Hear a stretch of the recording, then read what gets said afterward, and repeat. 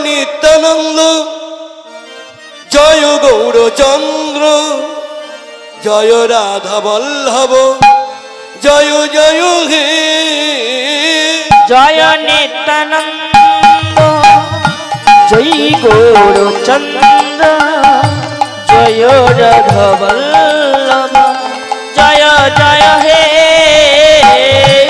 জয় নিত্যানন্দ জয় গৌরচন্দ্র জয় রাধা বল্লভ জয় জয় হে জয় নিত্যানন্দ জয় গৌরচন্দ্র জয় রাধা বল্লভ জয় জয় হে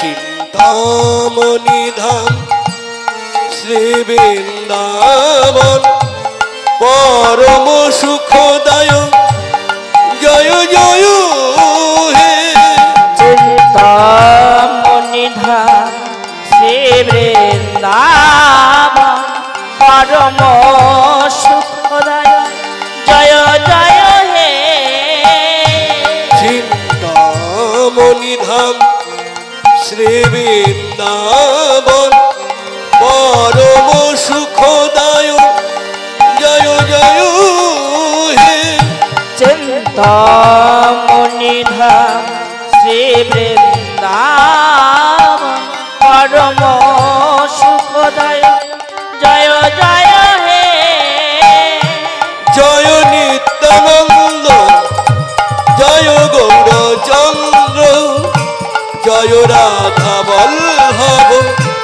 জয় জয় হে জয় নিত্যানন্দ জয় গৌরচন্দ্র জয় রাধা বল্লভ জয় জয় হে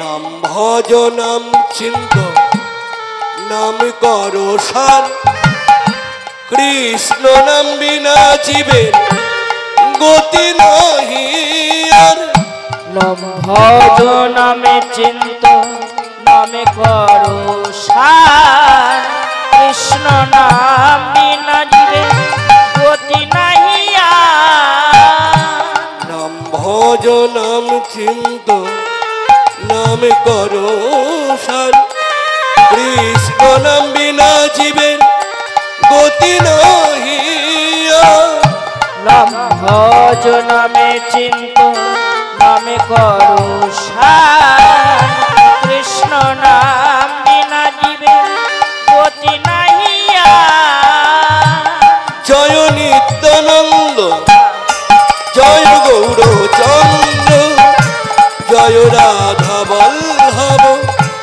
জয় জয় হে জয় নিত্যানন্দ জয় গৌরচন্দ্র জয় রাধা বল্লভ জয় জয় হে হরে কৃষ্ণ কৃষ্ণ কৃষ্ণ হরে হরে হরে রাম রাম রাম হরে হরে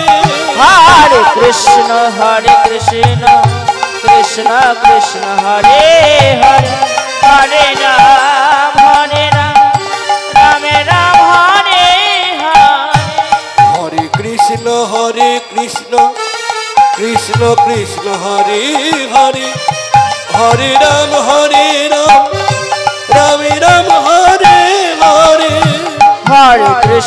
হরে কৃষ্ণ কৃষ্ণ কৃষ্ণ হরে হরে হরে রাম রাম রাম হরে হরে জয় নিত্যানন্দ জয় গৌরচন্দ্র হরে হরে বল্লভ জয় জয় হে জয় নিত্যানন্দ জয় গৌরচন্দ্র জয় রাধা বল্লভ জয় জয় হে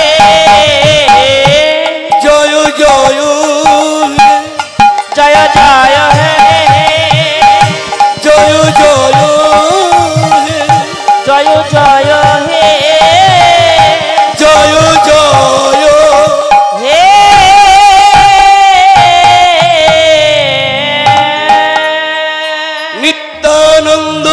জগত গুরু প্রেম কল্প তরু বিশ্বম্ভর নিত্যানন্দ জগত গুরু প্রেম কল্প তরু বিশ্বম্ভর নিত্যানন্দ জগত গুরু প্রেম কল্প তরু বিশ্বম্ভর নিত্যানন্দ জগত গুরু প্রেম কল্প তরু বিশ্বম্ভর প্রভু সীতানাথ পণ্ডিত শ্রীবাস প্রভু সীতানাথ পণ্ডিত শ্রীবাস প্রভু সীতানাথ পণ্ডিত শ্রীবাস প্রভু সীতানাথ পণ্ডিত শ্রীবাস গৌর আমার গদাধরের প্রাণ নিত্যানন্দ জগত গুরু প্রেম কল্প তরু বিশ্বম্ভর নিত্যানন্দ জগত গুরু প্রেম কল্প তরু বিশ্বম্ভর নিত্যানন্দ জগৎ গুরু প্রেম কল্প তরু বিশ্বম্ভর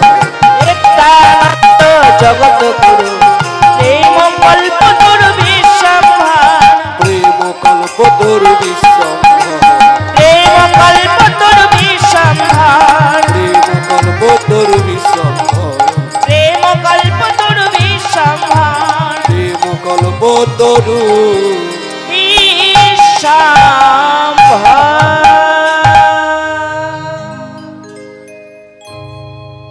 সুরধনির তীরে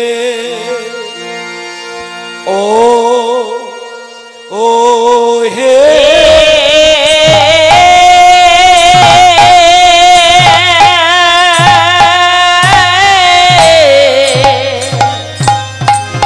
আহারে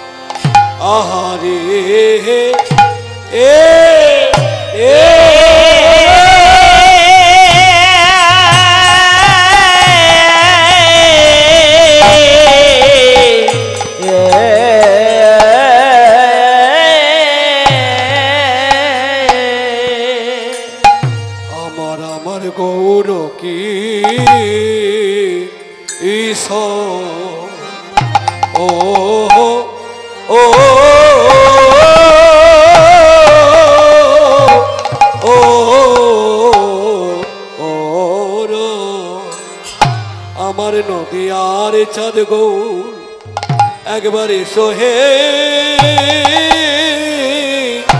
আমার আমার আমার মন দিরে ও সুর সুরধ্বনির তীরে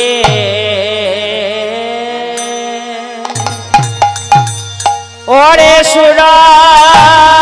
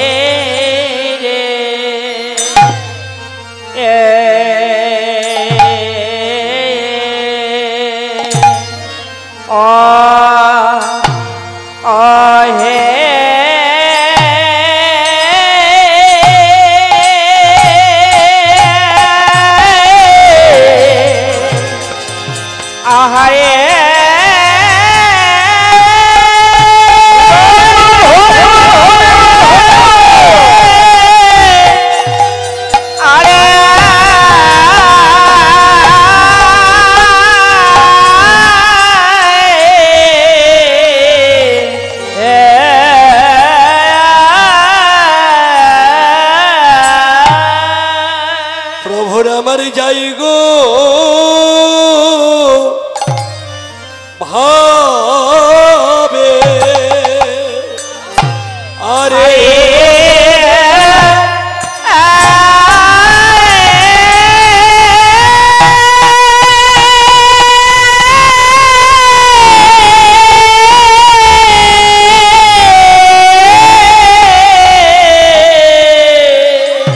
যাই গো ভাবে মালায় যাই গো ও কি আহামনি সুর ধনী তীরে অমরিয়া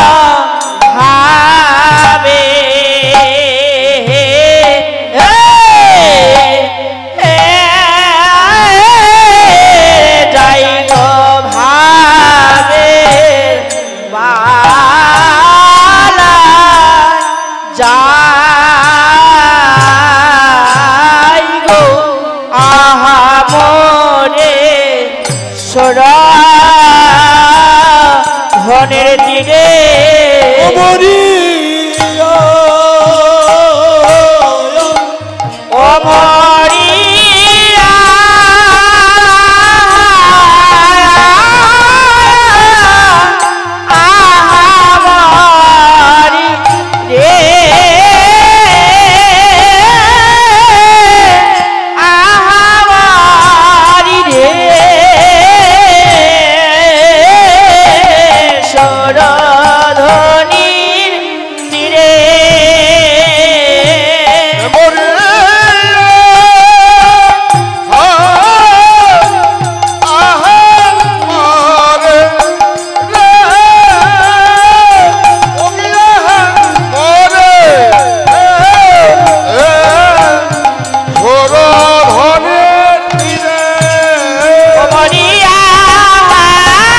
আহামরি রে আহামরি রে ধনির তীরে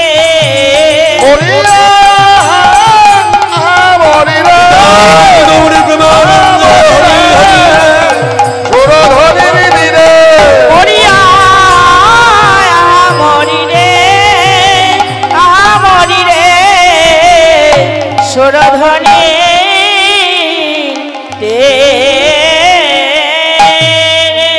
আজি সহচর গণ মেলি আরে কি বাসহ চারো গণ মেলি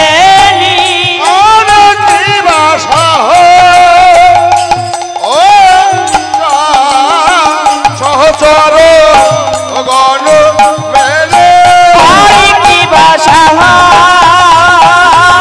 চারো গণ মেলি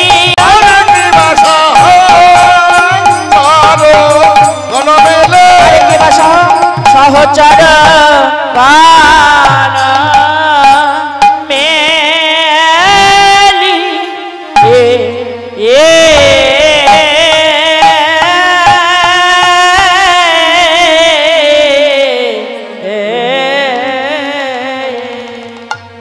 গৌর আমার আনন্দেবী বিভর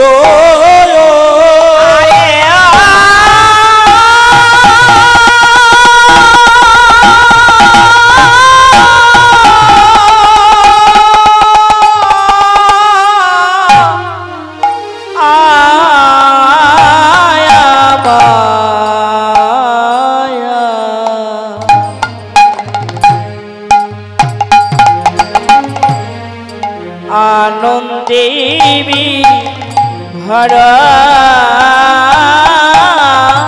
আনন্দে ধরে না আনন্দে ধরে না গোরার আনন্দে ধরে না গোরার আনন্দে ধরে না আজি ভক্তগণ সঙ্গে পেয়ে আনন্দে ধরে না।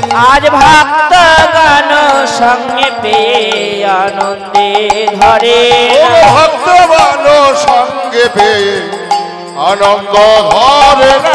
আজ ভক্ত গান সঙ্গে গৌর হরি হরি বলে নাচে। ভক্ত গান হরি হরি হরি হরি হরি বলে নাচে। ভক্ত গান সঙ্গে পেয়ে হরি হরি বলে নাচে। ভক্ত গান সঙ্গে পেয়ে হরি হরি বলে নাচে। ভক্ত গান সঙ্গে পেয়ে হরি হরি বলে নাচে। আনন্দে ধরে না।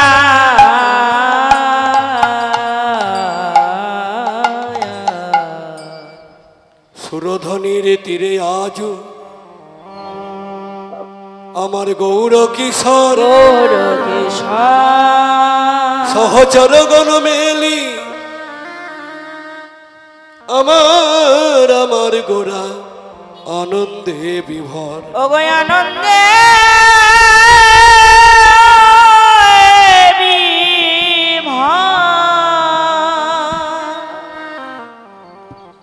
নবদ্বীপ সুধাকর পূর্ণচন্দ্র গৌর হরি, যিনি এই নদিয়ার মাটিতে এসে সর্বজীবের কল্যাণের জন্য, মঙ্গলের জন্য, সর্বজীব যাহাতে মুক্তি পায়, উদ্ধার হতে পারে, এই সংসার বন্ধন হতে, যার জন্য প্রভু আমার নিয়ে এলো ভুবন মঙ্গল মধুমাখা কৃষ্ণ নাম, যে নাম জীব গ্রহণ করা মাত্র জীবের সমস্ত জ্বালা দূরীভূত হয়ে জীব মুক্তি পায়। এই গৌর সম্বন্ধে আপনারা জানেন তো? এই গৌর আর অন্য কেউ নয়। তিনি বৃন্দাবনে রসরাজ প্রাণ গোবিন্দ, রসময়ী শ্রীমতী রাধারানীকে নিয়ে এই দুহে মিলে এক হয়ে আমার গৌরাঙ্গ হয়েছে।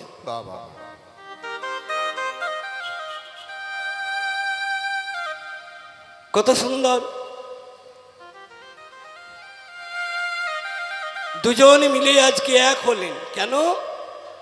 এই কলিযুগে কাউকে আর আলাদা বা ভিন্ন রাখবে না, তাই কাউকে পৃথক রাখবে না। কে যে উঁচু, কে যে নিচু, কে যে মূর্খ, কে যে পণ্ডিত, কে যে কাঙাল, কে যে ধনী, এটা এই কলিযুগে থাকবে না। সবাই একসঙ্গে কাঁধে কাঁধ মিলে আমার গৌরের চরণ স্মরণ করে সবাই যেন কৃষ্ণ বলে কাঁদতে পারে। হ্যাঁ গো, যার জন্য আমার গৌর এলেন সোনার নদিয়াতে। অঙ্ক তো করেছেন, এই রকম অঙ্ক কোনোদিন করেছেন বা দেখেছেন? কি রকম অঙ্ক? 1 আর 1 যোগ করলে কত হয়? হ্যাঁ গো, 1 আর 1 যোগ করলে কত হয়? 1 এ 1 2 হয়, আমরা সবাই জানি। কিন্তু কোনোদিন শুনেছেন বা দেখেছেন যে 1 আর 1 যোগ করে আবার একই হয়? সেটা আমার গৌর সুন্দর। 1 আর 1 যোগ করে আমার একই হলেন পতিত পাবন শ্রী গৌরাঙ্গ। হরি বল, হরি বল। কারণ এই কলিযুগে আর আলাদা নয়। এই যে আমাকে যদি জিজ্ঞেস করে তোমার নাম কি? বাসুদেব মণ্ডল। হ্যাঁ গো, তোমার নাম? স্বপন চক্রবর্তী। তোমার নাম? খোকন ঘোষ। বলে এটা নয়, জীবের একটাই পরিচয় হলো জীব নিত্য কৃষ্ণ দাস। জীবের একটাই পরিচয়, সেটা হলো জীব নিত্য কৃষ্ণ দাস। কখন জীব জানতে পারবে? যেমন আম, জাম, তেঁতুল, বেল, নারকেল, কাঁঠাল, চন্দন, সমস্ত কাঠকে এক করে সেই কাঠে যদি আগুন ধরিয়ে দেওয়া যায়, কাঠগুলো আগুনের স্পর্শ পেয়ে পুড়তে থাকবে। পুড়তে পুড়তে পরিচয় কি দাঁড়াবে? কাঠে যদি আগুন লাগানো যায়, কাঠগুলো পুড়তে পুড়তে ছায়ে পরিণত হয়ে যাবে। আর যখন ছায়ে পরিণত হয়ে যাবে, ওই ছাইগুলো দেখে কেউ বলতে পারবে কোনটা আম, কোনটা জাম, কোনটা তেঁতুল, কোনটা নারকেল, কোনটা বেল, কোনটা চন্দন? আর বলা যাবে না। একটাই পরিচয়, ছাই। সেই রকম জীব তখনই জানতে পারবে যখন জীব গুরু কৃপায় এই দেহকাষ্টে কৃষ্ণ নামের আগুন লাগাতে পারবে। ওই কৃষ্ণ নামের আগুনে পুড়তে পুড়তে যেদিন কৃষ্ণ প্রেম বিরহ নলে পুড়ে যেদিন ছাই হতে পারবে, তখনই বুঝতে পারবে জীব হলো নিত্য কৃষ্ণ দাস, হরি বল, হরি অন্যের দাস নয়। নিতাই গৌর হরি হরি। হরি বল। আর কর্মকার স্বর্ণকার ঘোষমণ্ডল বিশ্বাস চক্রবর্তী নয়, জীবের একটাই পরিচয় হলো জীব নিত্য কৃষ্ণ দাস।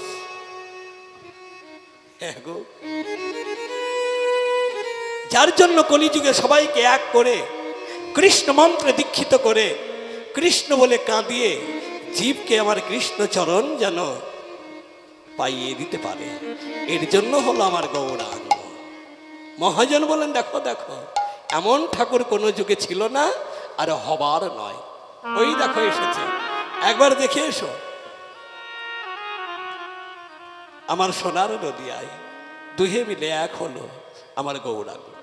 এসেছে ব্রজের বাঁকা কালো সখা, দেখবি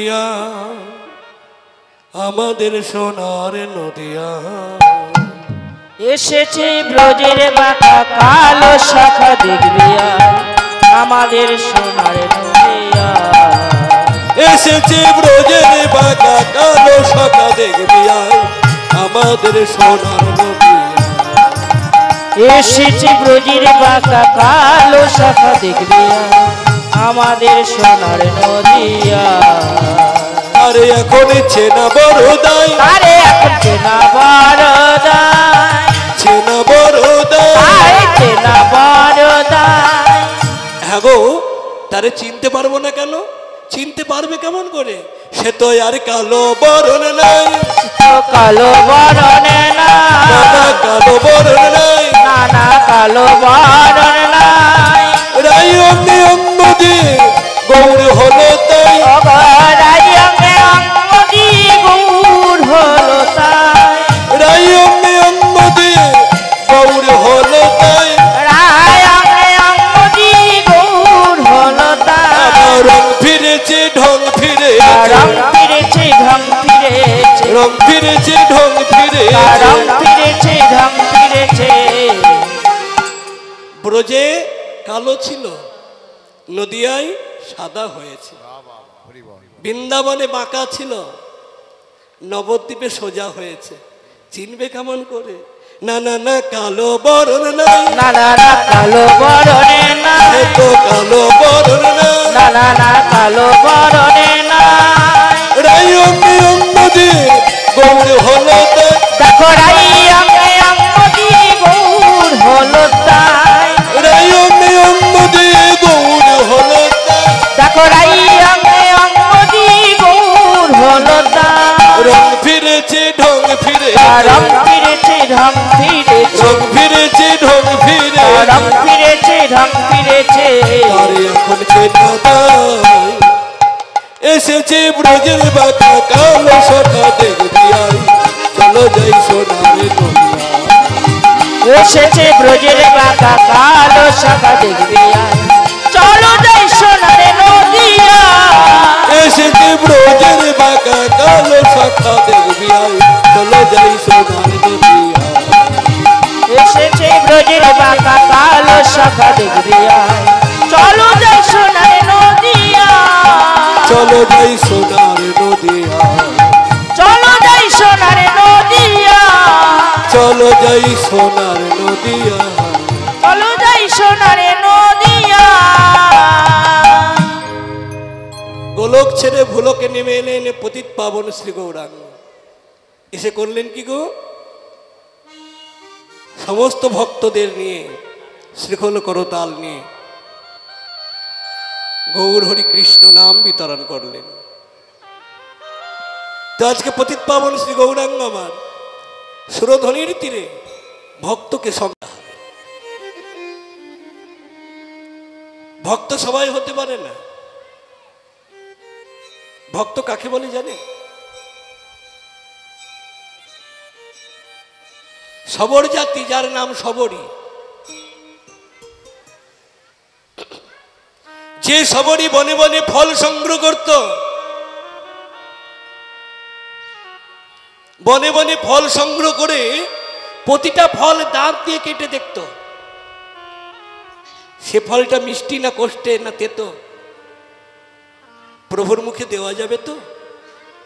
আহা, ভক্ত কাকে বলে দেখুন, প্রতিটা বৃক্ষে বৃক্ষে ফল সংগ্রহ করে ফল তুলে দাঁত দিয়ে কেটে কেটে রাখতেন, যে ফলটা সুস্বাদু মিষ্টি সেই ফলটা আমার রামচন্দ্র খাবে।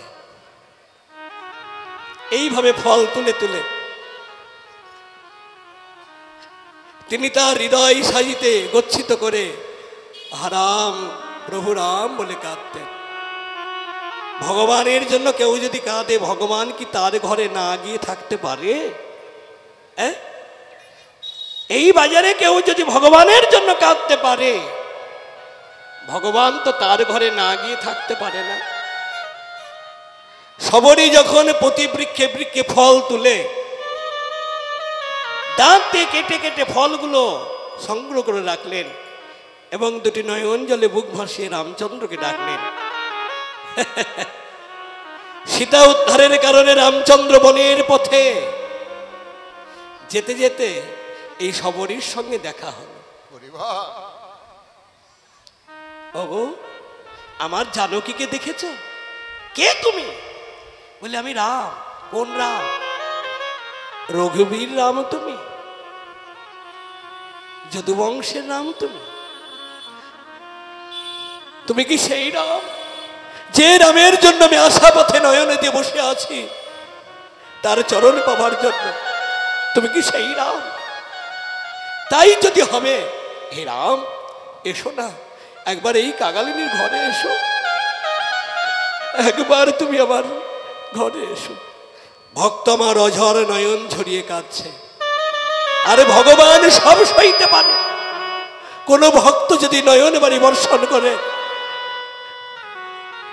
একদিনের জন্য, একবারের জন্য, একটি মুহূর্তের জন্য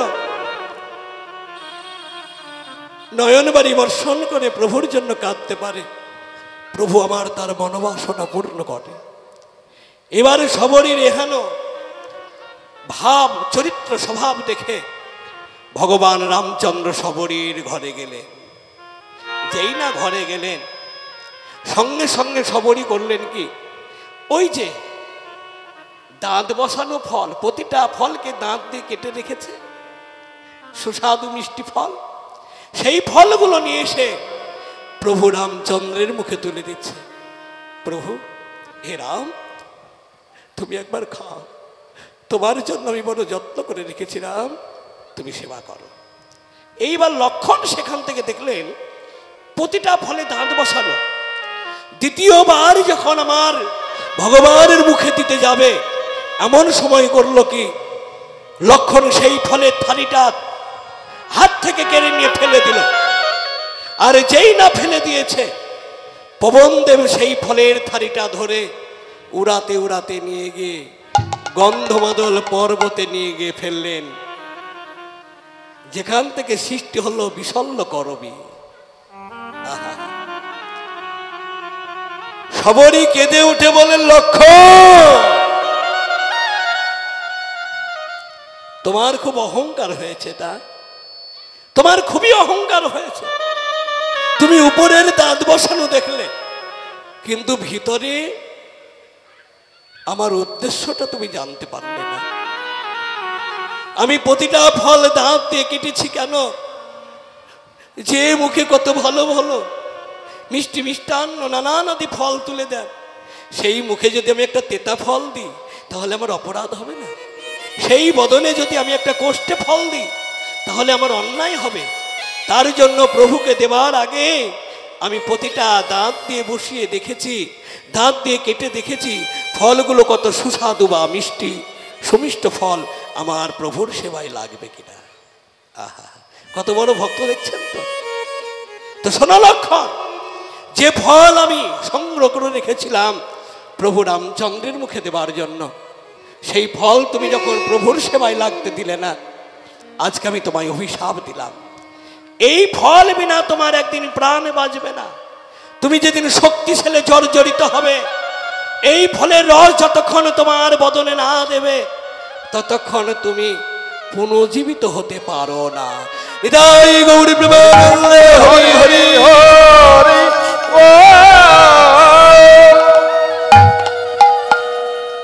লক্ষণ শক্তিশালী জর্জরিত হলো।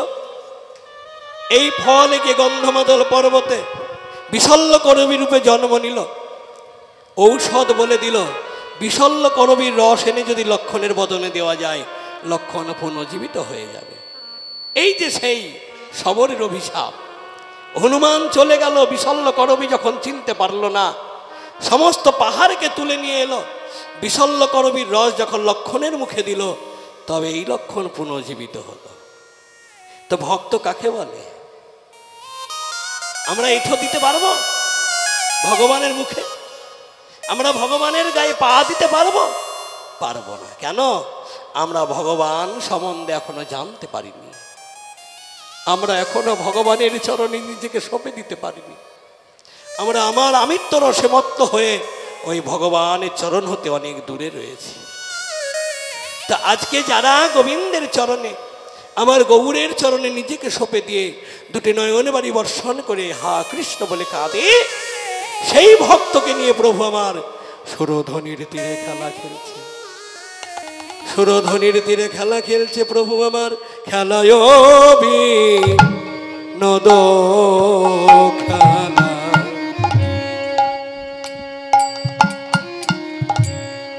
আমার গোরা বনমালী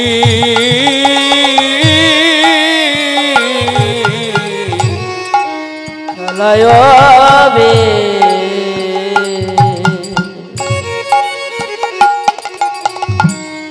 নদ খেলা, আমার গোরা বনমালী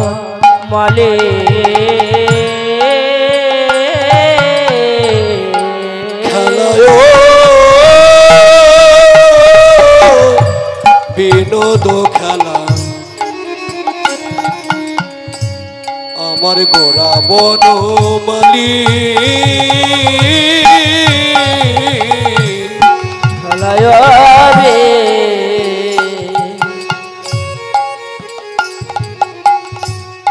নদ খেলা,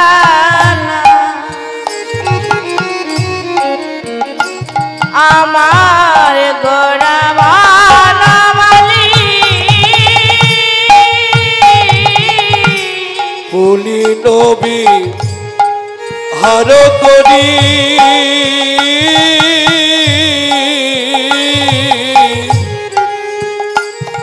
খেলে গোরা বনমালী গো, বলে নবে হার করে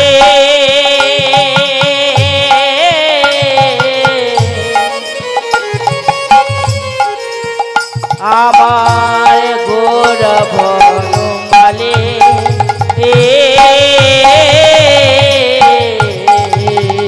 বিনোদ খেলা খেলিছে, বিনোদ খেলা খেলেছে, আজ বিনোদ খেলা খেলিছে, বিনোদ খেলা খেলেছে, আমার ভক্তগণী সঙ্গে লয়ে বিনোদ খেলা খেলিছে, আমার ভক্তগণ সঙ্গে লয়ে বিনোদ খেলা খেলেছে, আমার ভক্তগণী সঙ্গে লয়ে বিনোদ খেলা খেলিছে, আমার ভক্তগণ সঙ্গে, আমার নদী আর চাঁদ গৌর হরি ভক্তগণ হরি হরি হরি বল। ভক্তগণ সঙ্গে লয়ে ভক্তগণ সঙ্গে গৌর হরি বিনোদ খেলা খেলেছে, বিনোদ খেলা খেলেছে। হরে কৃষ্ণ। নবদ্বীপে এত জায়গা থাকলো, গৌর সুন্দর আমার সুরধ্বনির তীরে খেলা খেলছে কেন? সুরধ্বনি মানে গঙ্গার তীরে। গঙ্গার তীরে এই হরিনামের খেলা খেলছে কেন? এটা আমাদের জানা দরকার। নবদ্বীপে এত জায়গা আছে, অন্যান্য জায়গায় খেলতে পারত, কিন্তু আজকে পারিষদ ভক্তবর্গ নিয়ে সুরধ্বনি গঙ্গার তীরে খেলা খেলছে কেন গো? খুব গুরুত্বপূর্ণ কথা। আমাদের জানা দরকার, জানতে হবে। মাথায় রাখবেন, আমরা যখন কোনো তীর্থে যাই তখন আমাদের পাপের প্রায়শ্চিত্ত করতে চাই। ওই তীর্থে গিয়ে আমরা নিজেকে পবিত্র হতে চাই, মানে নিজের পাপগুলো তীর্থে গচ্ছিত করে সেখান থেকে পুণ্য সঞ্চয় করে আসি।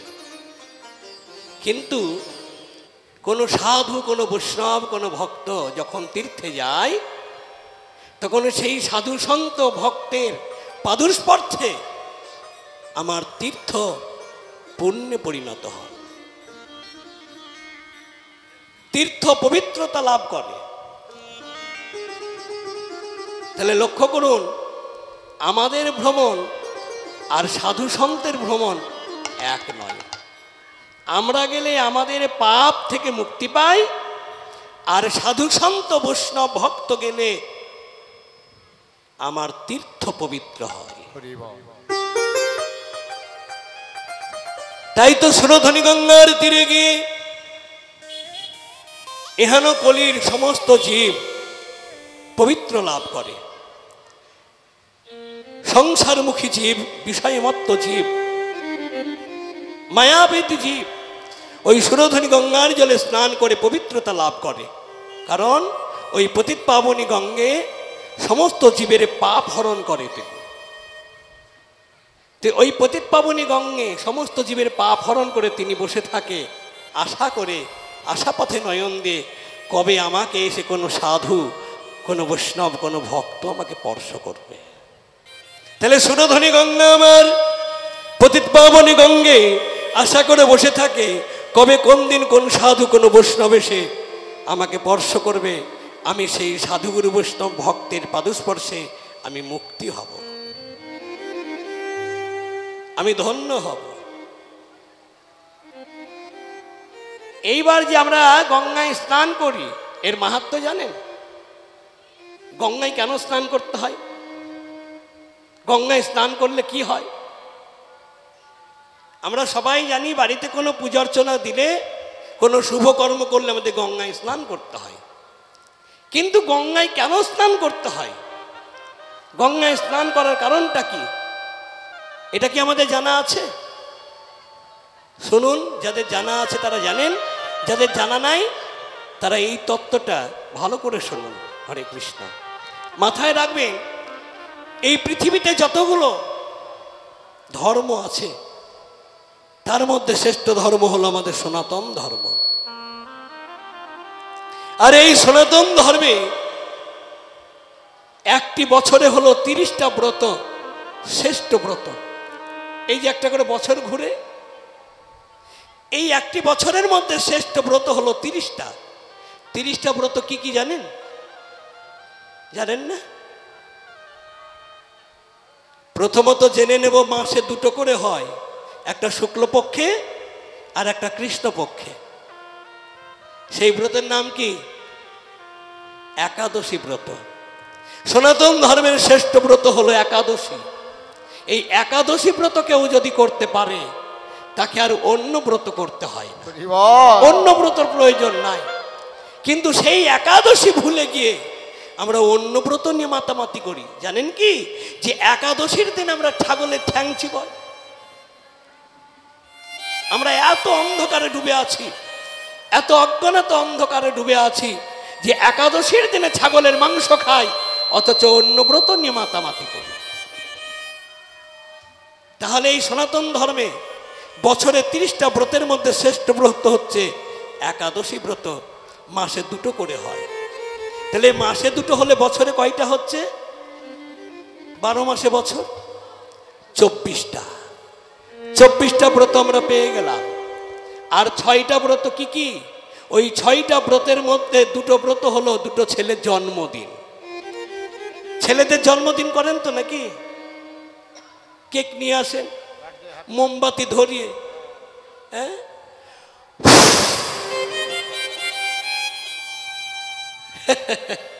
ফু দিয়ে মোমবাতিগুলো নিভিয়ে দিয়ে কেক কাটেন। মানে আগেই জেনে দেওয়া হলো, জানিয়ে দেওয়া হলো ভবিষ্যৎ অন্ধকার। এটা জন্মদিন নয়। জন্মদিন কিভাবে করতে হয়? পরমান্ন রন্ধন করতে হয়। পরমান্ন আর পায়েসান্ন কিন্তু এক নয়। চিনি দিয়ে, দুধ দিয়ে, চাল দিয়ে যেটা করা হয় তার নাম হলো পায়েসান্ন। আর যে পায়েসান্নর মধ্যে কর্পূর, মধু, তুলসী পত্র দিয়ে প্রভুকে নিবেদন করে পাওয়া হয় সেটা হলো পরমান্ন। নিতাই গৌর হরি বল হরি বল। হরি বল হরি বল। ঘৃতের প্রদীপ প্রজ্বলিত করে ওই পরমান্ন রন্ধন করে প্রভুর চরণে নিবেদন করে যে প্রসাদটা তুলে দেওয়া হয় ছেলের মুখে, সেটাই হলো জন্মদিন। কিন্তু এটা আমরা জানি না, ওই বাইরের নিয়ে মাতামাতি করে। তাহলে দুটো ছেলের জন্মদিন, দুটো ছেলের জন্মদিন কার কার? একটা হলো কৃষ্ণ জন্মাষ্টমী আর একটা হলো রামনবমী। তাহলে 24টা ব্রত আর দুটো কত হলো? 26টা পেয়ে গেলাম। আর 4টে, ওই 4টের মধ্যে পাগলা 14 পাগলির 8। পাগলা 14 পাগলির 8 মানে পাগলা 14, পাগলা ভোলা শিব শঙ্কর, শিবের 14 মানে শিব চতুর্দশী। এই যে সামনে আসছে,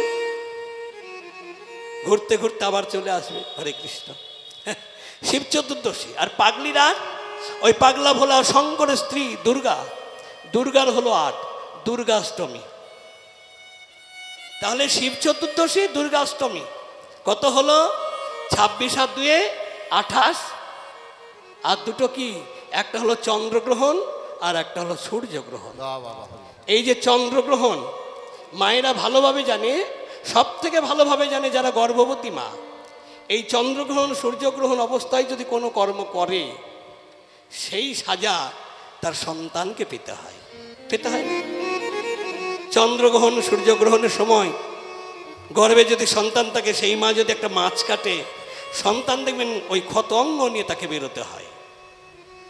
হ্যাঁ, তাহলে 30টা ব্রত পেয়ে গেলাম।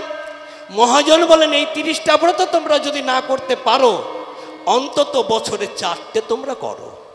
4টের নাম কি? শয়ান, উত্থান, পাঁচমোড়া, তার মধ্যে ভীমিছোড়া।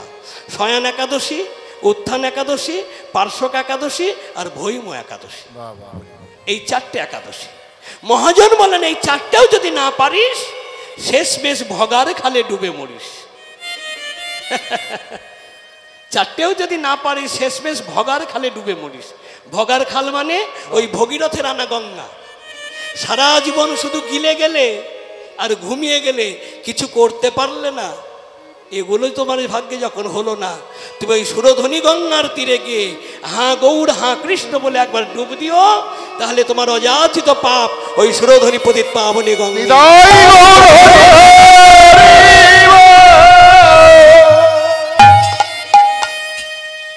এই হলো গঙ্গায় স্নান করার ফল লাভ। গঙ্গায় স্নান করার কারণ, গঙ্গায় সবাই স্নান করবে কেন? কেন সবাই গঙ্গায় স্নান করবে? গঙ্গায় স্নান করবে আমার মতো অধম পাপী, যে সারা বছর শুধু খেয়ে গেল আর ঘুমিয়ে গেল, প্রভুর জন্য কিছু করতে পারলো না। আর যারা কৃষ্ণচরণ স্মরণ করেছে, গৌরের চরণে নিজেকে সঁপে দিয়েছে, তাদের গঙ্গায় স্নান করার কোনো দরকার নাই। তো ওই পাপী মূর্খ গঙ্গায় স্নান করলো, সমস্ত পাপ সুরধ্বনি গঙ্গে হরণ করলো। তাহলে পাপগুলো তো গচ্ছিত হলো পতিত পাবনী গঙ্গের কাছে। তাহলে ওই পাপ থেকে তিনি মুক্তি হবে কবে? আশা করে বসে আছে কবে কোন সাধু, কবে কোন বৈষ্ণব, কবে কোন ভক্ত এসে আমাকে স্পর্শ করবে। সেই সাধুগুরু বৈষ্ণব ভক্তর পাদস্পর্শে আমি মুক্তি পাব। হরি হরি হরি হরি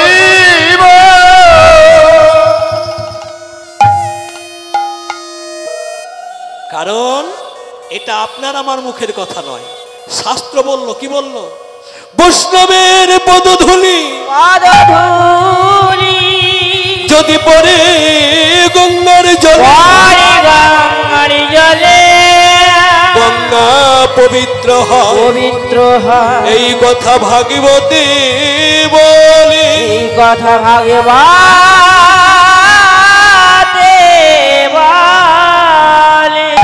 বৈষ্ণবের পদধূলি যদি পড়ে গঙ্গার জলে, গঙ্গা পবিত্র হয়, এই কথা ভাগবতে বলে। বৈষ্ণবের পদধূলি যদি লাগে পাপীর গায়, পুষ্পরথে চড়ি পাপী বৈকুণ্ঠেতে যায়। মহাজন বললেন সংসারমুখী জীব সারা জীবন তো পাপ করে গেলে মুক্তির উপায় আছে। ওই সাধু ধরো, বৈষ্ণব ধরো, গুরু ধরো, ধরে একবার বদনে কৃষ্ণ বলো। সাধুগুরু বৈষ্ণবের সঙ্গ করে কৃষ্ণ বললে তোমরা মুক্তি পাবে। তাই বলো রে বদনে কৃষ্ণ বলো রে, একবারে বলো রে বদনে কৃষ্ণ বলো রে,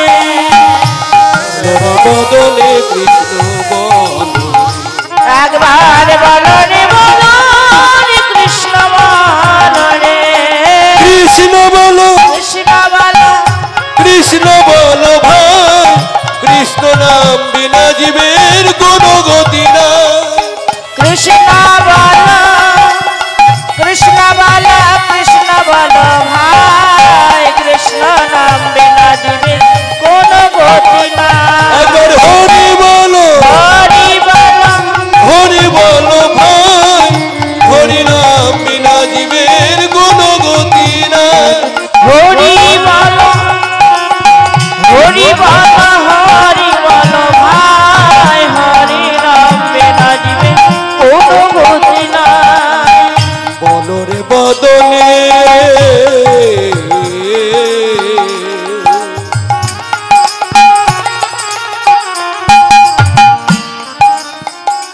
কৃষ্ণ বলো রে, একবার বলো রে বদনে কৃষ্ণ বলো রে, হরি বলো রে, হরি বলো রে, কৃষ্ণ বলো রে, কৃষ্ণ বলো রে, কৃষ্ণ বলো রে।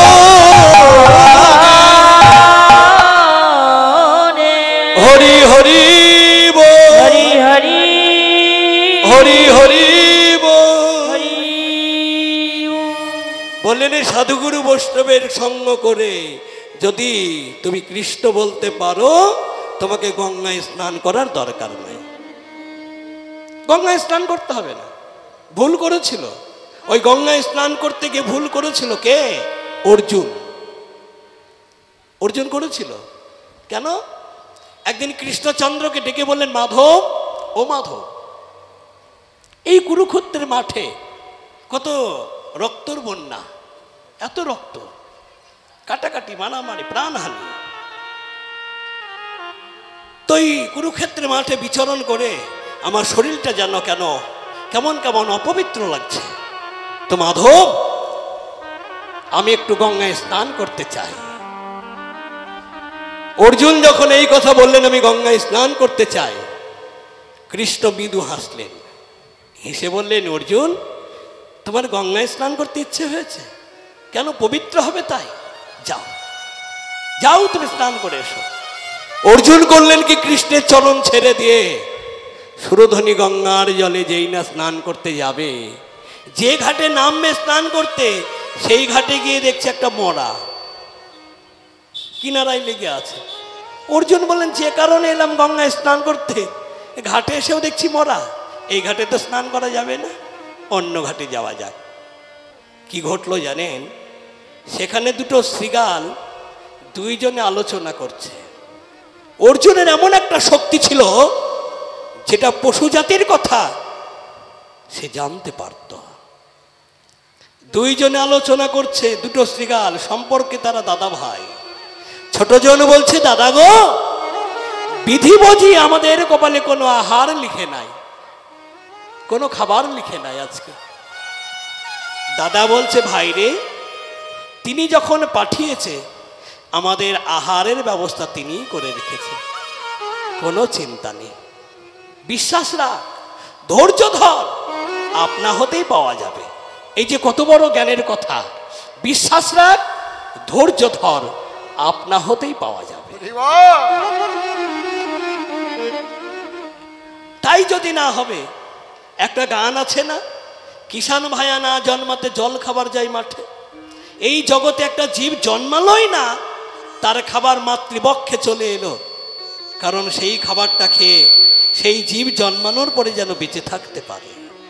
কতটা চিনি, কতটা লবণ, কতটা জল লাগবে ঠিক মিক্সচার করে পাঠিয়েছে, যা খেলে সন্তানের কোনো ক্ষতি হবে না। এই বলতে বলতে এক পা দুপা করে এগোতে এগোতে দেখলেন ওই মরাটা ভাসছে। ছোট জন বলছে, দাদা তোমার কথা অতি সত্য, ওই দেখো খাবার, যাই একটু খেয়ে আসি।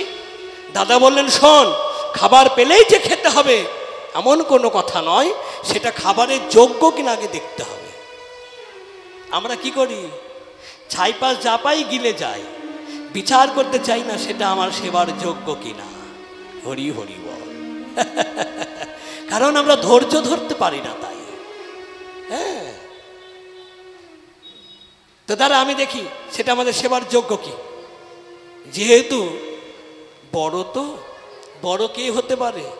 নিজে বড় বললে বড় সে নয়, 10,000-এ বড় বলে সেই বড় হয়। এই সংসারে বড় হওয়া বড়ই ও ব্যাপার, বড় হয় সেই জন বড় গুণ যার। হরি বল, হরি বল। যে জ্ঞানে বড়, বুদ্ধিতে বড়, গুণে বড়, তিনি হলেন এই জগতে বড়। তো দেখে আসি। গিয়ে কি করলো, চরণ থেকে মস্তক পর্যন্ত নাসিকা দিয়ে ঘ্রাণ নিয়ে ফিরে এলো। ফিরে এসে বললেন, ভাই ওটা আমাদের সেবার যোগ্য নয়। বলে কেন? বলে শোন তাহলে, 56 কোটি জীবের মধ্যে শ্রেষ্ঠ জীব হচ্ছে মনুষ্য জীব। 84 লক্ষ জনির মধ্যে শ্রেষ্ঠ জনি হচ্ছে মনুষ্য জনি। আর ওই বেটা এত সুন্দর উত্তম কুলে জন্ম নিয়ে, মনুষ্য কুলে জন্ম নিয়ে, জানিস মানুষের কোনো কর্ম করে নাই। বলে কেন? দুটো চরণ পেয়েছে। কেন? দেবালয়ে যাবার জন্য, হরিবাসরে যাবার জন্য, মন্দিরে যাবার জন্য। ও বেটা কোনোদিন কোনো হরিবাসরে যায়নি, কোনো মন্দিরে যায়নি, কোনো দেবালয়ে যায়নি। হাত দুটো পেয়েছে কেন? তুলসী চয়ন করবার জন্য, ফুল তোলার জন্য, চন্দন ঘষার জন্য, মালা গাঁথার জন্য। ও বেটা কোনোটাই করেনি। চোখ পেয়েছে কেন? প্রভুর চাঁদ বদন দর্শন করব দিনের জন্য ভুল করে একটিবার গোবিন্দর চাঁদ বদন দর্শন করেনি। দুটো কর্ণ পেয়েছে কেন? হরি কথা শুনবার জন্য, কৃষ্ণ কথা শুনবার জন্য। ও বেটা করেছে কি? সারাদিন আন কথা, কুকথা, পরনিন্দা, পরচর্চা শ্রবণ করে গেছে। একবার কর্ণ ভরে কোনোদিন হরি নাম শ্রবণ করে না। বদন পেয়েছি কেন? বদনে কৃষ্ণ বলবার জন্য, হরি বলবার জন্য। এত সুন্দর বদন পেয়ে, বদনে বাক্য শক্তি পেয়ে শুধু কুকথা আন কথা বলে গেছে, একবার বদনে কৃষ্ণ বলে নাই। সর্বঙ্গ কোনো হরিবাসরে গিয়ে, কোনো দেবালয়ে একবার গড়ার গড়ি দিয়ে কাঁদে নাই। অতএব ও যখন কোনো মানুষের কর্ম করে নাই, ওই দেহটা হলো অপরাধী দেহ। ওই অপরাধী দেহ সেবা করলে আমাদেরও অপরাধ সঞ্চয় হবে, আর ওই অপরাধের গুণে আমাদের নরকে যেতে হবে। জানিস, এই বাজারে যারা কৃষ্ণ ভজন করে না, কৃষ্ণ চরণ ত্যাগ করে, তাদের মতো পাপিষ্ট কেউ নাই। তার মুখে লাথি মারা দরকার। ছোট জন বলছে, দাদা গো, সেই মরা দেহের দেহে প্রাণ নাই, তাই তুমি এই কথা বলছো। আমি তোমাকে যদি কোনো জীবন্ত পাপী দেখিয়ে দিতে পারি, তুমি কি তার মুখে লাথি মারতে পারবে? বলে অবশ্যই। যে কৃষ্ণ ভজন করতে সে কৃষ্ণ ভজন করলো না, যে সাদের কৃষ্ণ চরণ পেয়ে একবার গ্রহণ করলো না, যে পেয়ে হারালো, তার মুখে অবশ্যই লাথি মারবে। ওই ছোট শ্রীগাল বলছে, ওই দেখো তোমার সামনে দণ্ডায়মান, সে হলো অর্জুন। যে অর্জুন কৃষ্ণের চরণ পেয়ে, ওই কৃষ্ণের চরণ ত্যাগ করে ওই গঙ্গাতে যাচ্ছে স্নান করতে, পবিত্র হতে, তাহলে তুমি অর্জুনকে কি করবে? এবার অর্জুন এই কথা শুনে চমকে গেল, এত বড় কথা। সঙ্গে সঙ্গে বললেন, অর্জুন, যে চরণ পাওয়ার জন্য কত যোগী মুনি ঋষি গন্ধর্ব নর কিন্নর আকুল প্রাণে কাঁদে, আর সেই চরণ তুমি ত্যাগ করে চলেছ গঙ্গায় স্নান করতে। তুমি জানো ওই গঙ্গার জন্ম কোথায়? গঙ্গার জন্ম হলো স্বয়ং বিষ্ণুপাদ পদ্ম থেকে। আর এই কৃষ্ণটাকে, এই কৃষ্ণ হলো স্বয়ং বিষ্ণুর অংশ। আর ওই কৃষ্ণকে ছেড়ে তুমি যাচ্ছ তুমি গঙ্গায় স্নান করতে, তাহলে তোমার মতো পাপী আর কেউ আছে? অর্জুন এই কথা শোনা মাত্র অঝর নয়ন ছড়িয়ে কাঁদতে কাঁদতে চললেন, কৃষ্ণ কৃষ্ণ কৃষ্ণ কৃষ্ণ কর, আমি অপরাধ করেছি বড়, আমি অপরাধ করেছি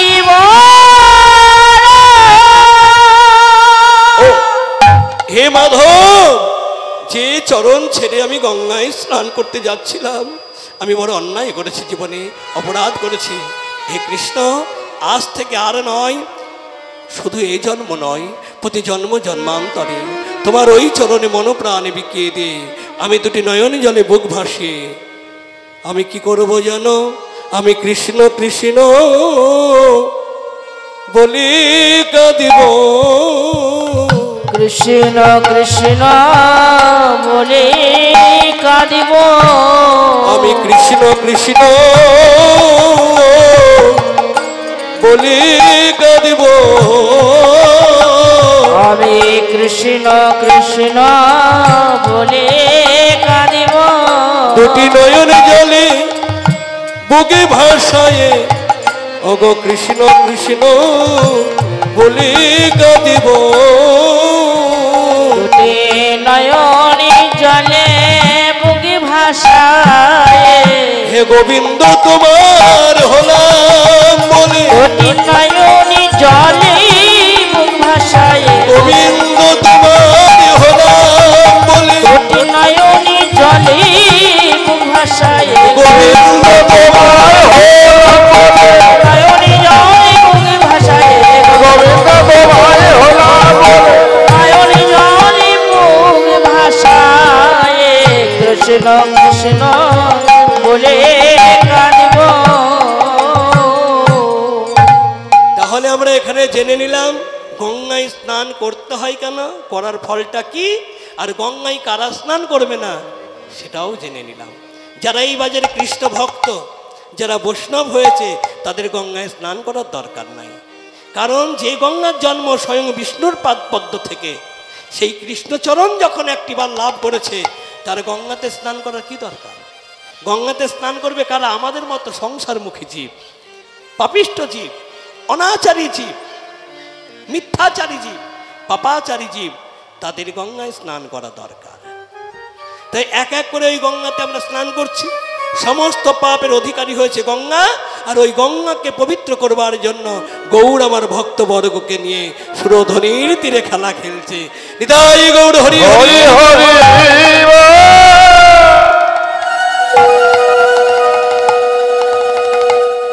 তাহলে গৌর হরি আজকে কি খেলা খেলছে? বিনোদ খেলা। বিনোদ কথার অর্থ বি শব্দে বিশেষ, আর নোদ শব্দে আনন্দ, বিশেষ আনন্দ। আর একদিকে হলো বিনোদ শব্দের নতুন। গৌর হরি এমন একটা খেলা খেলছে যে খেলা কোনো যুগে কেউ খেলেনি। সেই খেলাটা কি খেলা? হরি নামের খেলা খেলিছে, হরি নামের খেলা খেলিছে, হরি নামের খেলা খেলিছে, হরি নামের খেলা খেলিছে, ভক্তগণ সঙ্গে লয়ে নামের খেলা খেলিছে, ও ভক্তগণ সঙ্গে লয়ে নামের খেলা খেলিছে, ও ভক্তগণ সঙ্গে লয়ে নামের খেলা খেলিছে, ও ভক্তগণ সঙ্গে লয়ে নামের খেলা খেলিছে, ভক্তগণ সঙ্গে লয়ে নামের খেলা খেলিছে। ও ভক্তগণ সঙ্গে আজ লয়ে হরি হরি হরি হরি বলে, ভক্তগণ সঙ্গে লয়ে হরি হরি হরি হরি ভক্তগণ সঙ্গে লয়ে হরি হরি হরি বলে, ভক্তগণ সঙ্গে লয়ে হরি হরি হরি বলে, নামের খেলা খেলিছে, নামের খেলা খেলিছে। গৌর হরি সবার উদ্দেশ্যে বললেন, তোমরা হরি নামের খেলা খেলো। কেন? খেলাটার নাম কি? বিনোদ খেলা। বি শব্দে বিশেষ, নোদ শব্দে আনন্দ, বিশেষ আনন্দ। এই খেলা খেললে তুমি বিশেষ আনন্দ পাবে। হ্যাঁ গো, খেলা কি আমরা খেলছি না? খেলছি তো, খেলা খেলছি। খেলা সিনেমার পর্দায় দেখছি, খেলা টিভিতে দেখছি, খেলা মোবাইলে দেখছি। কি খেলা? ক্রিকেট খেলা, হকি খেলা, ব্যাডমিন্টন খেলা, ফুটবল খেলা, কবাডি খেলা। খেলা খেলছি বা দেখছি। আচ্ছা বলুন তো, এই খেলায় কি আনন্দ পাওয়া যায়? বলেন কেন আনন্দ পাই না? আনন্দ পাই তো। এই আনন্দ আনন্দ নয়। খুব গুরুত্বপূর্ণ কথা, এটা আনন্দ নয়। একজনকে দুঃখ দিয়ে আনন্দ পাওয়া সেটা আনন্দ নয়।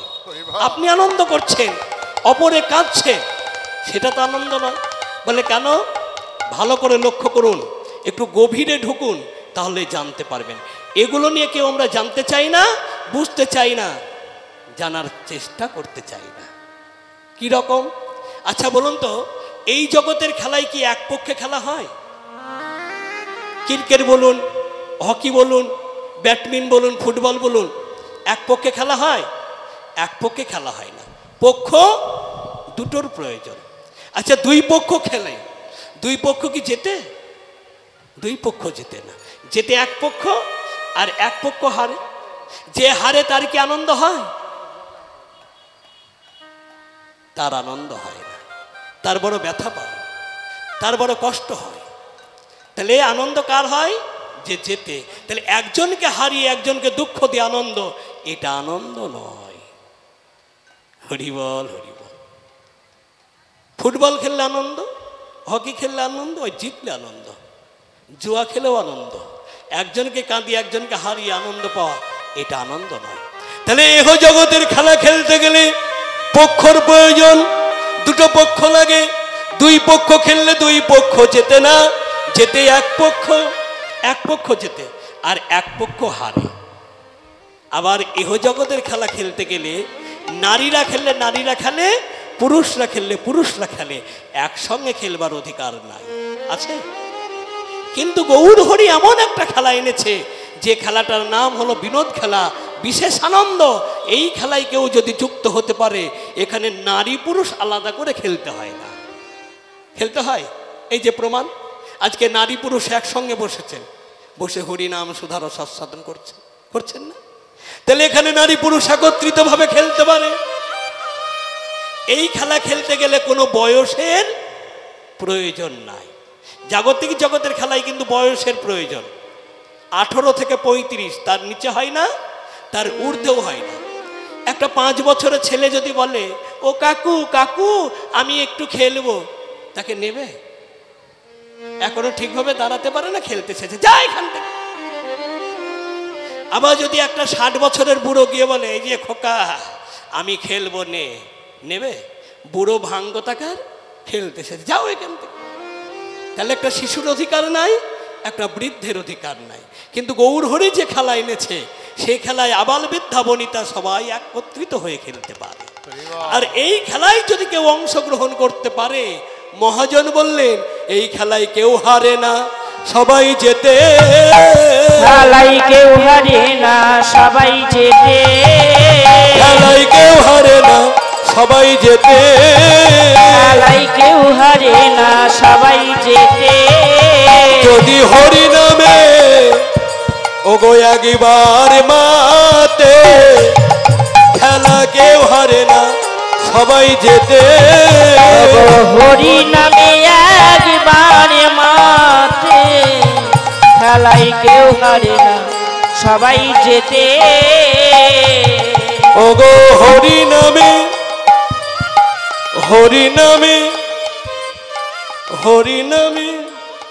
এই খেলা খেললে হরি নামে। হরি নামে কখন? হরি নামে, হরি নামে, হরি নামে। ওগো হরি নামে সবাই মাতে, এই খেলায় কেউ হারে না, সবাই জেতে। হরি নামে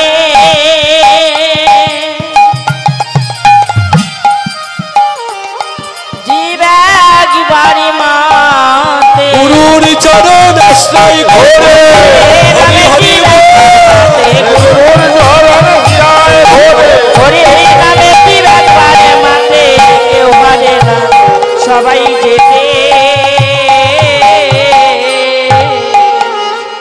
হরে কৃষ্ণ। এখানে কিন্তু একটা জানার বিষয়, কি বললেন?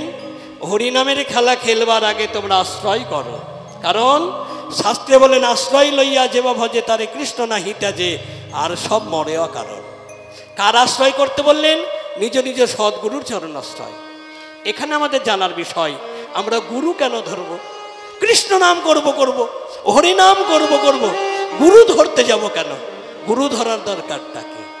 গুরু ধরলে লাভ কি হয়? যাইনি তাই ভক্তমণ্ডলী, ভক্তিমতী মায়েরা, এখানে আমরা জানবো গুরু ধরার কারণটা কি, গুরু ধরলে লাভ কি হয়, আর গুরু না ধরলে ক্ষতিটা কি হয়। এনেছ আমাকে বাংলাতে বাংলার বধূ করে। এই বাঙালিয়া রান্নার সম্বন্ধে তোমার কিছু জানা নাই। তাছাড়া ওই আমেরিকাতে বাপের বাড়িতে থাকতে আমি কোনোদিন রান্নাঘরে ঢুকিনি। আচ্ছা, যদি না ঢোকে রান্নার কিছু জানতে পারবে? তারপর এনেছো বাংলাতে বাংলার বধূ করে। বাঙালিয়া রান্না সম্বন্ধে আমার কোনো জ্ঞান নেই, আমি কি করে রান্না করে দেব? কিন্তু প্রত্যেক স্ত্রীর কর্তব্য স্বামীর আশা পূরণ করা। স্বামীর আশা যদি পূরণ না করা যায় তাহলে তার স্ত্রী হওয়ার যোগ্যতা নাই। তো স্বামী গো, তোমার যখন আশা জেগেছে আর আমার কর্তব্য তোমার আশা পূরণ করা, তাহলে এক কাজ করো। কাজটা কি? শিক্ষিত মেয়ে তো অল্প সময়ের মধ্যে সমাধান বার করে ফেললো। সমাধানটা কি করলো? বলে, স্বামী তুমি লাইব্রেরি থেকে একটা রান্না করার বই এনে দাও, আমি পড়ে পড়ে তোমাকে রান্না করে খাওয়াবো। বাবা, উত্তম, অতি উত্তম। এবার করলেন কি, ওই ডাক্তার বেটা করলেন কি, লাইব্রেরি থেকে একটা রান্না করার বই এনে তার স্ত্রীর হাতে ধরিয়ে দিয়ে সকাল সকাল স্নান করে, সেদিন আর মায়ের হাতে খেলো না, বইয়ের হাতে খাবে তো, একেবারে বুক ফুলিয়ে চলে গেল ডাক্তারখানায়। আজকে বইয়ের হাতে রান্না খাবো। এইদিকে করলেন কি, আমেরিকার মেয়েটা স্বামীর আশা পূরণ করবার জন্য রান্নায় বসে গেল। কিভাবে? ওই রান্না করার বইয়ের পাতা খুলে দেখলেন 1 নম্বরে লেখা আছে উনুনে আঁচ ধরিয়ে দাও। এখন তার উনুন কারো বাড়িতে নেই, আছে? গ্যাস ওভেনের ব্যবস্থা হয়েছে, তৎকালীন সময়ে ছিল। উনুনে আঁচ ধরিয়ে দাও, দেওয়া হলো। 2 নম্বরে লেখা আছে উনুনের পরে হাঁড়ি চড়িয়ে দাও, সেটাও দেওয়া হলো। 3 নম্বরে লেখা আছে জল ঢেলে দাও, গন্ডগোলটা বেঁধে গেল। জলটা যে কোথায় ঢালতে হবে সেটা কিন্তু লেখা নেই। তো আমেরিকার মেয়ে বাংলার বধূ হয়ে এসেছে, মনে মনে চিন্তা করলেন, ওই উপরে যখন আগুন জ্বলছে তাহলে উপরটা গরম, ঠান্ডা করার জন্য বুঝি জলটা নিচে ঢালতে হবে।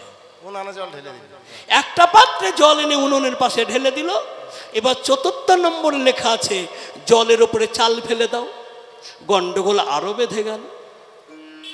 জলের উপরে চাল ফেলে দাও। ও বৌমা করলেন কি, একটা পাত্রে চাল এনে জলের উপরে ছিটিয়ে দিল। এবার 5 নম্বরে লেখা আছে মুখে ঢাকনা দাও। যেহেতু লেখা আছে মুখে ঢাকনা দাও, ওই আমেরিকার মেয়ে বাংলার বধূ করলেন কি, একটা ঢাকনা নিয়ে এসে নিজের মুখে দিয়ে বসে আছে। হরিবল হরিবল রান্না হচ্ছে, এদিকে রান্না হচ্ছে আর ওইদিকে বেটা তো একেবারে বুক ফুলিয়ে ফিরছে, আজকে বইয়ের হাতে রান্না খাবো। বাড়িতে এসে দেখলেন কি ব্যাপার, উনুনে আগুন জ্বলছে, তার উপরে হাঁড়ি চড়ানো রয়েছে, জল ফেলা চাল ছেটানো। বউ আমার মুখে ঢাকনা দিয়ে বসে আছে। এই যে কি হয়েছে, মুখে ঢাকনা আছে তো কথা বলতে পারে না। আরে রান্না হচ্ছে, অধৈর্য হচ্ছে কেন? রান্না হলেই তো পাবে। বলছে রান্না হচ্ছে না, ছাই হচ্ছে। ছাই হচ্ছে মানে ভালো করে দেখুন, ওই যে উনুনের পরে হাঁড়িটা চড়ানো ছিল, ওই হাঁড়িটা আগুনের পরশে পুড়তে পুড়তে ছাই হয়ে গেল। নিতাই গৌর হরি হরি। মহাজন বললেন, এই জগতে এই সংসারে যারা গুরু ধরে না, গুরুর কাছে শিক্ষা নেন না, শিক্ষা না নিয়ে যারা এই রান্নায় বসে, তাদের কি হয়? তাদের এই সোনার হাঁড়ি ছাই হয় গো, তাদের সোনার হাড়ি ছাই হয় গো, সোনার হাঁড়ি ছাই হয় গো, তাদের সোনার হাড়ি ছাই হয় গো, তাদের কামাগুনে পুরে পুরে সোনার হাঁড়ি ছাই হয় গো। ও গো কামাগুনে পুরে পুরে তাদের সোনার হাড়ি ছাই হয় গো, ও গো কামাগুনে পুরে পুরে সোনার হাঁড়ি ছাই হয় গো। ওগো কামাগুনে পুরে পুরে যারা গুরু ছেড়ে গোবিন্দ ভজে, পুরে পুরে যারা গুরু ছেড়ে গোবিন্দ ভজে, আরে সোনার হাড়ি ছাই হয় গো, সোনার হাড়ি ছাই হয় গো।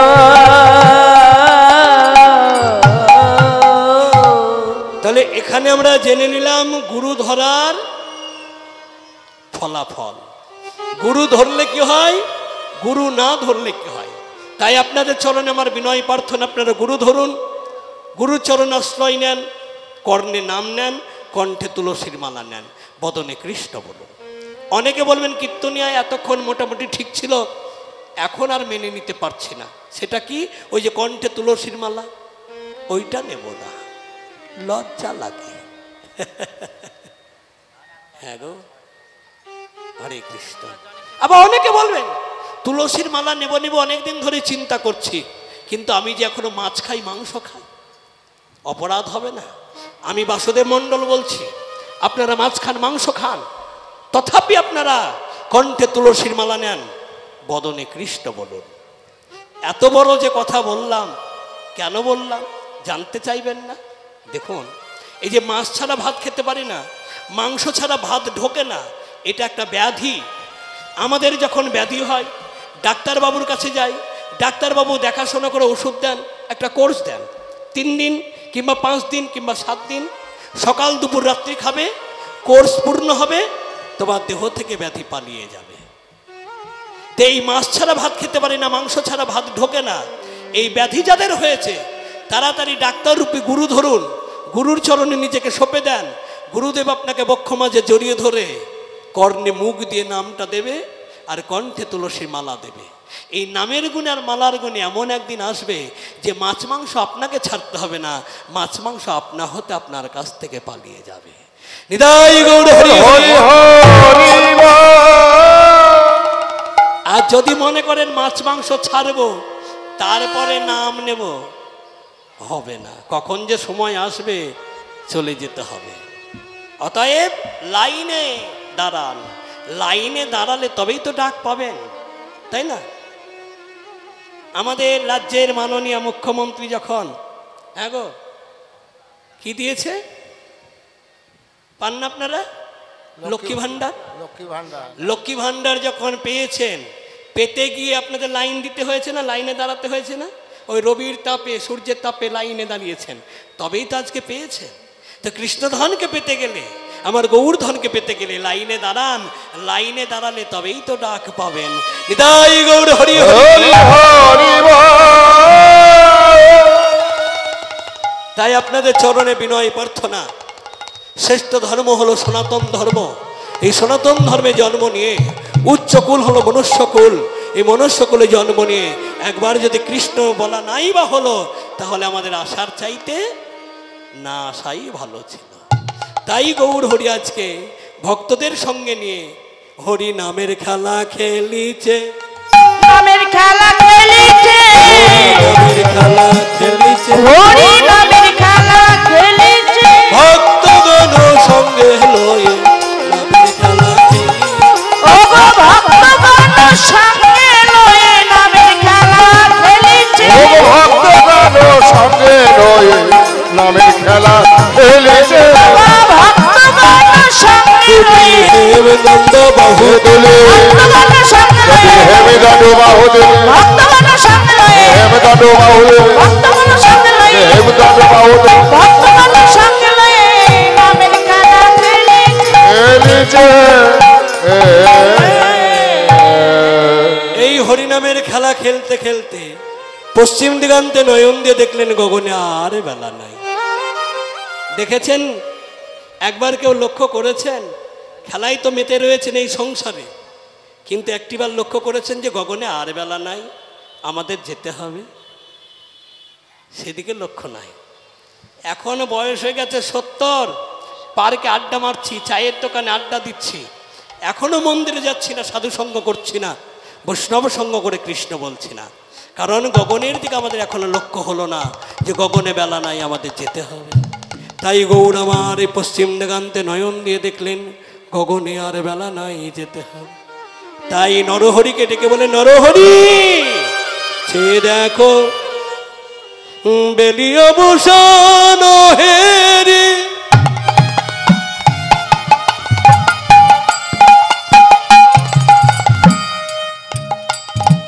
প্রভু গৃহেতে আসিলা, বেলিয়া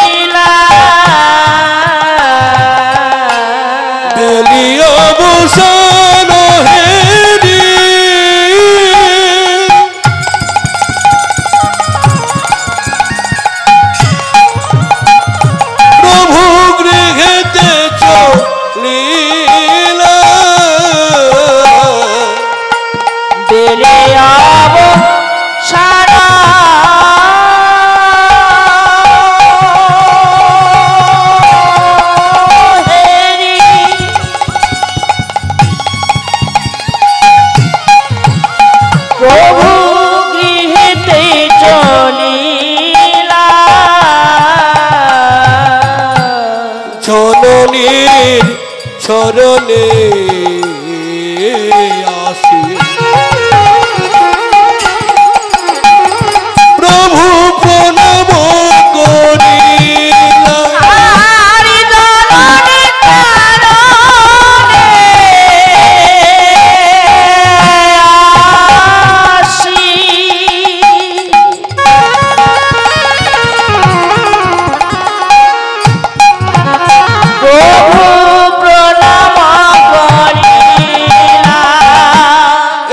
আশীর্বাদ করো মা, এই আশীর্বাদ করো মা গো, এই আশীর্বাদ করো মা, এই আশীর্বাদ করো। নিমাই গিয়ে মাকে প্রণাম করে বলছে, মা তুমি আমাকে আশীর্বাদ করো। নিমাইয়ের মা সতী ঠাকুরানী নিমাইকে বক্ষ মাঝে জড়িয়ে ধরে বললেন, নিমাই ও বাপ নিমাই, তোর আশীর্বাদ পাবার জন্য ত্রিজগৎ আশা করে, আর আমি তোকে কি আশীর্বাদ করব? বলে, মা গো তুমি জানো না মা, মায়ের আশীর্বাদ কত বড়। হরে কৃষ্ণ, এই জায়গাটা আমরা একটু ভালো করে জানবো। মাতৃশক্তি, মায়ের আশীর্বাদ এখনকার ছেলেরা জানে না, জানে না বলেই, জানেন তো কোথাও গেলে মাকে প্রণাম করা তো দূরের কথা, একবার বলে যেতে চাই না। তারা জানে না, শিক্ষার অভাব, জানতে চাইনি, জানানো হয়নি যে মায়ের চরণে হাত রেখে প্রণাম করে মায়ের আশীর্বাদ নিয়ে গেলে ফলটা কি হয়। চলুন একটু ছোট্ট করে জেনে নিই। মাতৃশক্তি, মাতৃশক্তি সবার ঊর্ধ্বে। মাতৃশক্তি কাহাকে বলা হয়? এটার নাম কি? এটার নাম হলো লোহা। আমরা সবাই জানি যে লোহাটা বড় শক্তিশালী। কেন? এই লোহা অন্যকে কাটতে পারে। তাই বলে এটা কোনোদিন ভাববেন না যে লোহাটাই শক্তিশালী, তার চেয়েও একজন আছে বড়। এই লোহার থেকে বড় কে? সেটা হলো আগুন।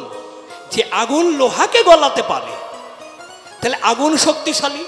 কখনো ভাববেন না যে আগুনই শক্তিশালী, তার চেয়েও একজন বড় আছে। সেটা কে? সেটা হলো জল। যে জল আগুনকে নিভাতে পারে। তাহলে আপনারা ভাববেন জল শক্তিশালী, বলেন না, তার চেয়েও বড় আছে। তার চেয়ে বড় কে? এই মানব জাতি, যে জলকে গিলে খেতে পারে। তাহলে মানব জাতি শক্তিশালী, বললেন না, তার চেয়েও একজন বড় আছে। সেটা কে? সেটা হলো মৃত্যু। এই মানবের থেকে বড় শক্তিশালী হলো মৃত্যু। কেন? এই মানব জাতি কত স্বপ্ন দেখে, কত আশা করে, দুহাত ভরে অর্থ উপার্জন করব, সুন্দর বাড়ি গড়ব, হ্যাঁ, 4-5টা গাড়ি কিনব, আনন্দে জীবনযাত্রা করব। হঠাৎ করে মৃত্যু ঘটে গেল, সব স্বপ্ন শেষ। তাহলে মানব জাতির চেয়ে মৃত্যু বড়, তাহলে মৃত্যুই বড়? বলেন না, মৃত্যুর চেয়েও আর একজন বড় আছে। সেটা কে? সেটা হলো মাতৃ আশীর্বাদ, মাতৃশক্তি। কোনো সন্তান যদি কোনো কর্মে যাবার সময় মায়ের চরণে হাত রেখে একবার প্রণাম করে বেরোতে পারে, আর ওই মা যদি তার শিরে দুহাত দিয়ে আশীর্বাদ করে দিতে পারে, তার যদি মৃত্যু যোগ লেখা থাকে, সেই মৃত্যুর হাত থেকে তিনি ফিরে আসতে পারে। নিতাই গৌর হরি হরি। এর প্রমাণ কে দেখালো? ধর্মরাজ যুধিষ্ঠির যখন যুদ্ধে যাবে, তার আগের মুহূর্তে সন্ধ্যাবেলায় গান্ধারীর কাছে গেলেন। বড় মা, বড় মা। কে? ধর্ম। কি মনে করে আমার বাড়িতে? যা, এখান থেকে বেরিয়ে যা। যদি আমার ছেলে দুর্যোধন জানতে পারে, এখনই তোকে হত্যা করবে। বড় মা, আমাকে সে মারবে না, কারণ এখন তার শত্রু নয়, শত্রু হব আগামী দিন থেকে। ওই কুরুক্ষেত্রের যুদ্ধক্ষেত্রে যখন আমি দাঁড়াবো, তখন হব তার শত্রু। এখন সে আমাকে কিছু বলবে না। তো এসেছিস কি মনে করে? বড় মা, আগামী কইল ওই কুরুক্ষেত্রের মাঠে আমাকে দাঁড়াতে হবে যুদ্ধে। তো বড় মা, তোমার চরণ দুটো বাড়িয়ে দাও, ওই চরণে হাত রেখে একবার প্রণাম করি, তুমি আমায় একবার আশীর্বাদ করে দাও। বড় মা আশীর্বাদটা কি চেয়েছিল জানেন? ওই কুরুক্ষেত্রের মাঠে সর্বগ্রে যেন মৃত্যুটা আমার হয়।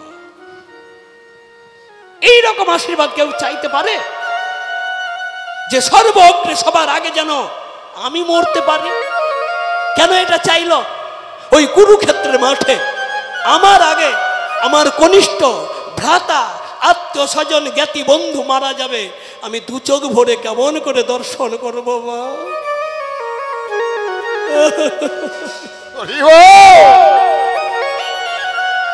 এই সংসারে কোনো জ্যেষ্ঠের আগে যদি কোনো কনিষ্ঠ মারা যায়, তার যে কি জ্বালা।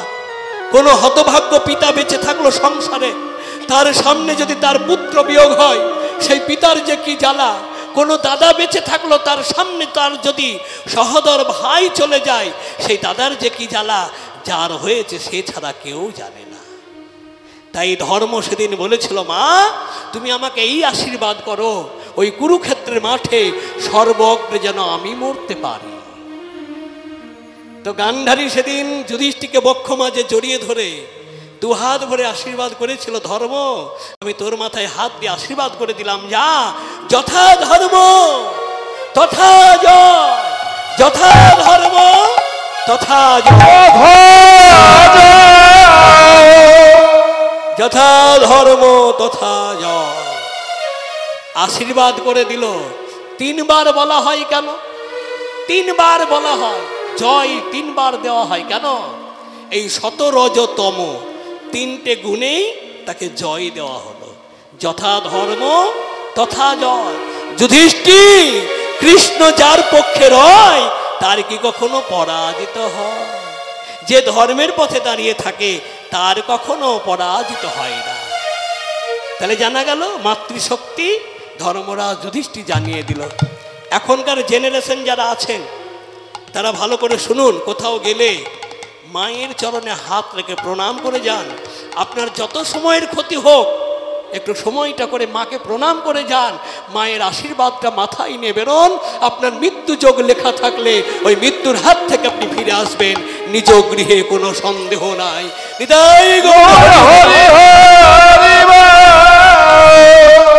তাই গৌর সুন্দর বললেন, মা গো তুমি আমাকে আশীর্বাদ করো। ও মা, তুমি এই আশীর্বাদ করো মা, এই আশীর্বাদ করো মা, তুমি এই আশীর্বাদই করো মা। ওরে নিমাই, কি আশীর্বাদ করবো আমি বাপ? বলেন মা গো, এই আশীর্বাদ করো মা, এই আশীর্বাদ করো মা, যেন কৃষ্ণ নামে কাঁদতে পারি। এই আশীর্বাদ করো মা, আমি কৃষ্ণ বলে কাঁদতে পারি। এই আশীর্বাদ করো মা, আমি কৃষ্ণ বলে কাঁদতে পারি। এই আশীর্বাদ করো মা, আমি কৃষ্ণ বলে কাঁদতে পারি। এই আশীর্বাদ করো মা। নিমাইকে আমার কোলে তুলে নিয়ে বললেন, নিমাই এ কি দেখছি? নরহরি, আমার নিমাইয়ের রঙে ধুলা কেন রে? কে দিয়েছে? আমার নিমাইয়ের রঙে ধুলা কে দিল? বলে কেউ ধুলা দেয় না। তাহলে লাগলো কি করে? ও বাতাসে লেগেছে। বলে বাতাসেও লাগে নাই, তাহলে লেগেছে কি করে? নরহরি বললেন, মা তোমার নিমাইকে তুমি চেনো না, তোমার ছেলে হতে পারে। সে যে আপনা হতে মেখেছে, ধুলায় আপনা হতে মেখেছে, ধুলায় আপনা হতে মেখেছে, ধুলায় আপনা হতে মেখেছে, হরি নামের খেলা খেলতে খেলতে আপনা হতে মেখেছে, হরি নামের খেলা খেলতে খেলতে আপনা হতে মেখেছে। গৌর সুন্দর আপনা হতে হরিবাসরে গড়াগড়ি দিয়ে সর্বঙ্গে ধুলা মেখেছে। শুধু মাখে নাই, সর্বজীবের জন্য চিন্তাও করেছে যেন এই সাধুগুরু বৈষ্ণবের পদধূলি সবার কাছে পৌঁছাতে পারে। হরিবল হরিবল। তার জন্য কি করলেন? এখানে আমরা জানতে পারবো বাতাসা ছেটানোর তত্ত্ব। এই যে আপনারা বাতাসা ছেটান হরিবাসরে গিয়ে, জানেন কি বাতাসা ছেটানো কেন হয়? বাতাসা ছিটালে কি লাভ হয়? কেন বাতাসা ছিটাতে হয়? গৌর হরি এটা প্রচলন করেছেন, শিক্ষা দিয়েছে। এই হরিবাসরে সন্ধ্যাবেলায় সন্ধ্যা আরতির সময় তোমরা বাতাসা ছেটাও। সন্ধ্যাবেলায় সন্ধ্যা আরতির সময়। কেন? অন্যান্য সময় সবাই আসে না, সন্ধ্যাবেলায় কিন্তু সবাই আসে এক এক করে এই হরিবাসর। কারা কারা আসে? যারা কোনোদিন সাধুর চরণে পড়েনি, কোনোদিন বৈষ্ণবের পদধূলি নেননি, কোনো হরিবাসরে গিয়ে গড়াগড়ি গিয়ে কাঁদেনি, তারাও এসেছে। ওই হরিবাসরে পকেটের মধ্যে হাত পুড়ে দাঁড়িয়ে আছে, আরতি হচ্ছে, বাতাসা ছেটানো হলো। ওই বেটার সামনে গিয়ে একটা বাতাসা পড়েছে, ও বেটা সব ছাড়লে কিন্তু বাতাসা ছাড়বে না। সাদের বাতাসা তোর লাগি মোর কীর্তনে আসা। টুপ করে তুলে নিয়ে চুপ করে মুখের ভেতরে দিয়ে কুপ করে গিলে নিল। কি হলো? এই হরিবাসনের মাটিতে কত সাধু এলো, বৈষ্ণব এলো, কত ভক্ত এলো। সেই সাধুগুরু বৈষ্ণবের পদধূলি এই মাটিতে পড়লো, আর সেই পদধূলির ওপরে গিয়ে বাতাসা পড়লো। আর সাধুগুরু বৈষ্ণবের মিশ্রিত চরণধূলির মিশ্রিত বাতাসা ওই অভক্তের গিয়ে ভিতরে গিয়ে তিনি ভক্তই পরিণত হয়ে গেলেন। নিদাই গৌর হরি। তাহলে জানা গেল সেই সাধুগুরু বৈষ্ণবের পদধূলি মিশ্রিত বাতাসা অভক্তের উদরে গিয়ে তিনি ভক্ত পরিণত হয়ে গেল। এটা হলো বাতাসা ছেটানোর তত্ত্ব। হ্যাঁ, সবাই যেন সাধুগুরু বৈষ্ণবের পদধূলি পেতে পারে। এই যে সাধুগুরু বৈষ্ণবের পদধূলির কত গুণ দেখুন। আজকে এখানে আপনি গড়াগড়ি দিয়ে কাঁদেন, বাড়ি যান, কোনো জ্বালা যন্ত্রণা পাবেন না। হরিবাসর শেষ হয়ে যাবে, তারপরে এসে গড়াগড়ি দিয়ে কাঁদবে, দেখবেন আপনার গায়ে চুলকনি বেরোবে, গোটা গা চুলকবে। কেন? এটা হলো সাধুর গুণ, বৈষ্ণবের গুণ, ভক্তের গুণ। এই সাধুগুরু বৈষ্ণবের পদধূলি যদি একবার অঙ্গে মাখতে পারেন, অযাচিত জন্মার্জিত পাপ এই দেহ থেকে দূরীভূত হয়ে জীব মুক্তি পেতে পারে। হরি হরি হরি হরি তো মা গো, তোমার ওই চরণে আমার নিবেদন, মা তুমি আমাকে একটু আশীর্বাদ করো যেন আমি কৃষ্ণ বলে কাঁদতে পারি। ধুলায় ধূসর অঙ্গ গদ গদ ভাই, ধুলায় ধূসর অঙ্গ গদ গদ ভাই, ধুলায় ধূসর অঙ্গ গদ গদ ভাই, ধুলায় ধূসর অঙ্গ গদ গদ ভাই। ও গয়ে রাধা মোহন পদ কর তহিয়া, ও গয়ে রাধা মোহন পদ কর তহিয়া, রাধা মোহন পদ কর তহিয়া, ও গয়ে রাধা মোহন পদ কর তহিয়া, আজ কর তহি